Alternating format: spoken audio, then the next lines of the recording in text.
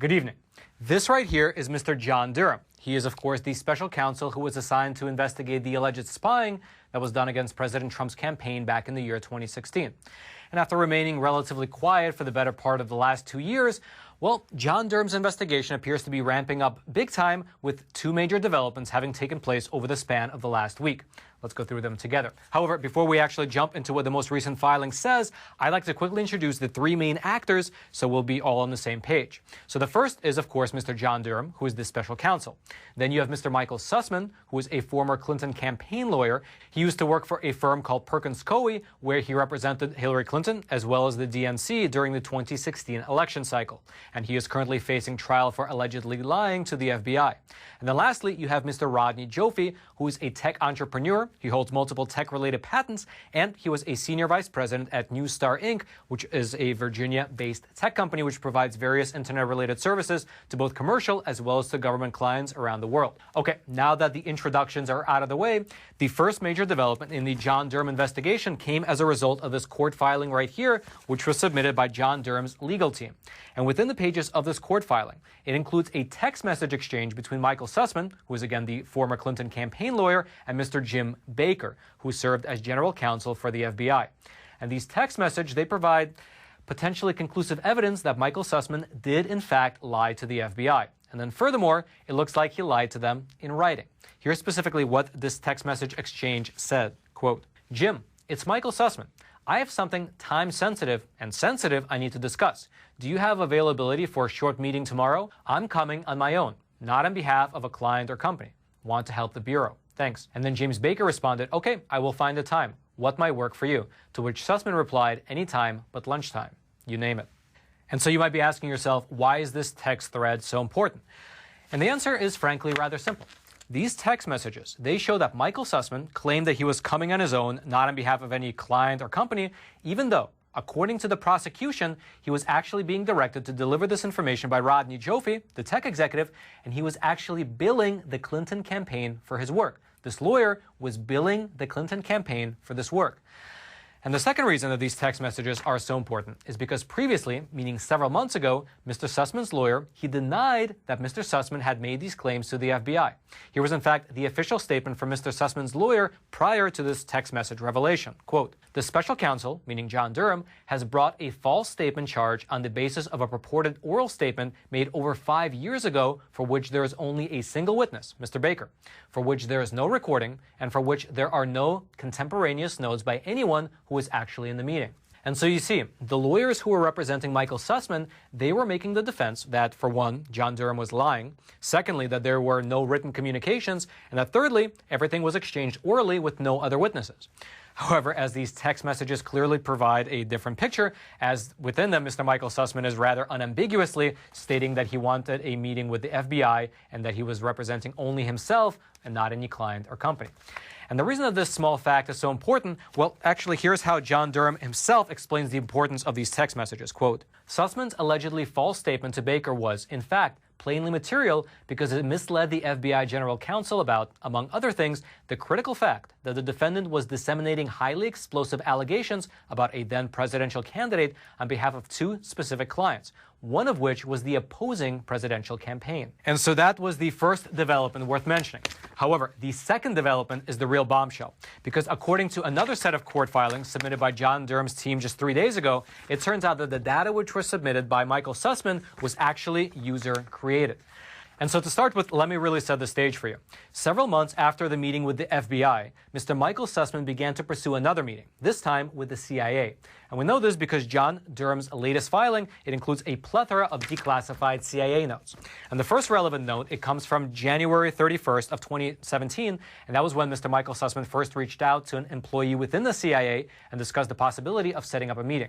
Here's what that particular note says, quote, "Sussman said that he represents a client who does not want to be known, but who had some interesting information about the presence and activity of a unique Russian-made phone around President Trump. The activity started in April 2016 when the president-elect Trump was working out of the Trump Tower on its Wi-Fi network and after his move to the White House."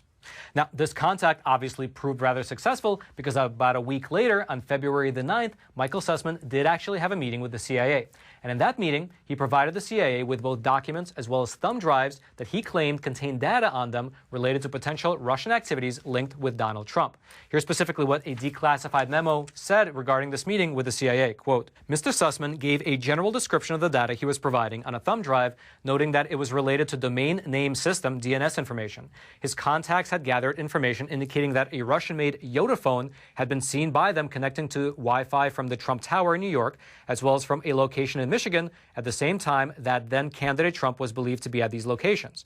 In December of 2016, the Yoda phone was seen connecting to Wi-Fi from the executive office of the president, the White House. Now, let's set aside for a quick moment the scandalous nature of this whole affair, meaning how a lawyer who is actually representing the DNC can take such information directly to the CIA.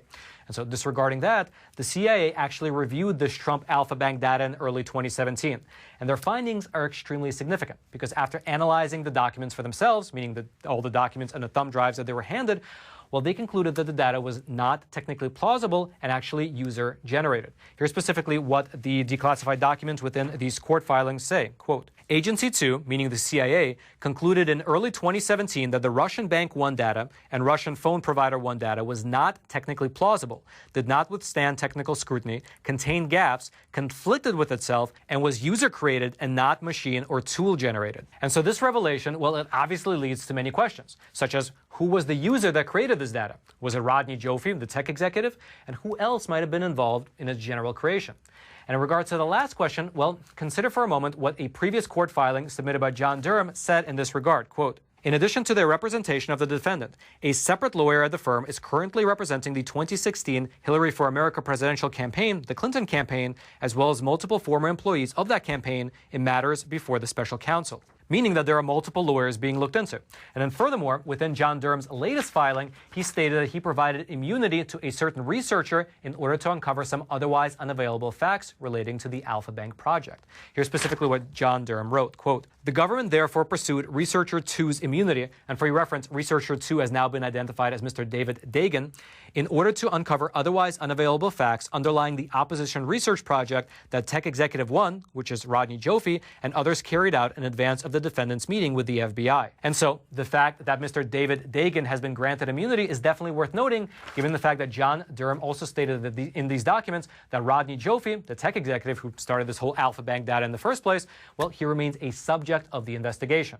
And so in plain English, what all this amounts to is that the lawyer who is representing the DNC, as well as the Clinton campaign, he took information from Mr. Rodney Joffe, the tech executive, and he gave it to both the FBI as well as the CIA in order for them to investigate President Trump.